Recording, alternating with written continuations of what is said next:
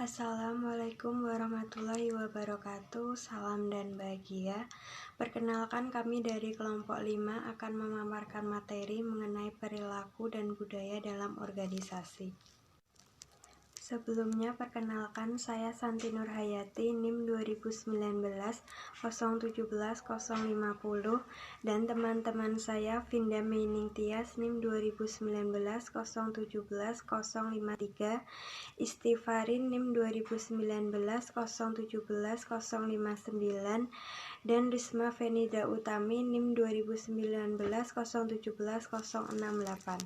Perilaku dalam organisasi. Perilaku organisasi merupakan pembelajaran tentang suatu sifat atau karakteristik individu yang tercipta di lingkungan suatu organisasi. Teori perilaku organisasi. Untuk memenuhi keingintahuan tentang bagaimana orang berperilaku dalam organisasi, terdapat dua teori yang memaparkannya, yaitu teori jenjang kebutuhan dan teori motivasi pencapaian.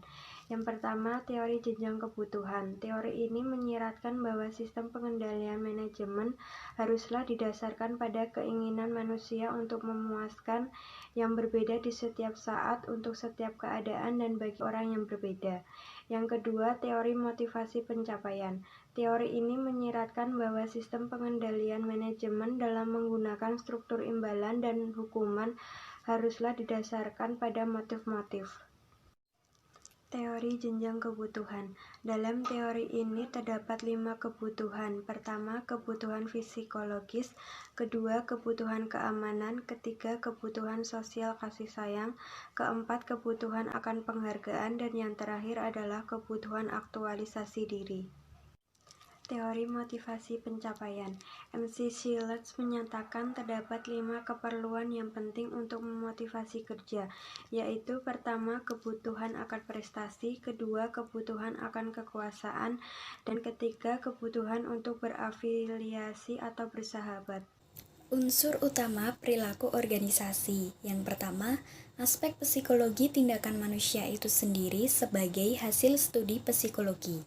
Yang kedua, pandangan ekonomi. Yang ketiga, perilaku organisasi sebagai suatu disiplin mengakui bahwa individu dipengaruhi oleh bagaimana di atas dan siapa yang mengawasi mereka. Yang keempat, walaupun disadari akan adanya keunikan masing-masing individu, perilaku organisasi lebih banyak menekankan pada tuntutan manajer bagi tercapainya tujuan organisasi secara keseluruhan. Perilaku organisasi mempunyai 3 dimensi. Yang pertama, dimensi konsep, yang kedua dimensi sistem, yang ketiga dimensi manusia. Budaya organisasi merupakan nilai-nilai dan norma yang dianut dan dijalankan oleh sebuah organisasi terkait dengan lingkungan di mana organisasi tersebut menjalankan kegiatannya. Pada hakikatnya, budaya organisasi memiliki nilai baik bagi kemajuan suatu organisasi, di mana budaya organisasi merupakan salah satu perangkat manajemen untuk mencapai tujuan organisasi. Unsur-unsur organisasi yang pertama kumpulan orang, 2 kerjasama, 3 tujuan bersama, 4 sistem koordinasi, 5 pembagian tugas dan tanggung jawab, 6 sumber daya organisasi. Unsur-unsur budaya meliputi ilmu pengetahuan, kepercayaan, seni, moral, hukum, adat istiadat, perilaku atau kebiasaan masyarakat, asumsi dasar, sistem nilai, pembelajaran atau pewarisan, serta masalah adaptasi eksternal dan integrasi internal. Karakteristik budaya organisasi. Yang pertama, norma, yang kedua, nilai dominan, yang ketiga, filosofi, yang keempat, aturan, dan yang kelima, iklim organisasi. Faktor-faktor yang menentukan budaya organisasi yaitu komunikasi, motivasi, kepemimpinan, karakteristik organisasi, proses administrasi, struktur organisasi, dan manajemen style. Budaya organisasi dan kepemimpinan diibaratkan seperti dua sisi mata logam yang sama, yaitu satu, para pemimpin yang pertama menciptakan budaya pada saat mereka mendirikan kelompok dan organisasi. Dan yang kedua, begitu budaya terbentuk, budaya itu menetapkan kriteria untuk kepemimpinan, sehingga dengan demikian dapat menentukan siapa yang menjadi atau tidak menjadi pemimpin. Fungsi budaya organisasi yang pertama, membedakan organisasi yang satu dengan yang lainnya. Yang kedua, meningkatkan sense of identity anggota. Yang ketiga, meningkatkan komitmen bersama. Yang keempat, meningkatkan stabilitas sistem sosial karena budaya terdiri dari norma-norma. Dan yang terakhir, mekanisme pengendalian yang memandu dan membentuk sikap dan perilaku karyawan.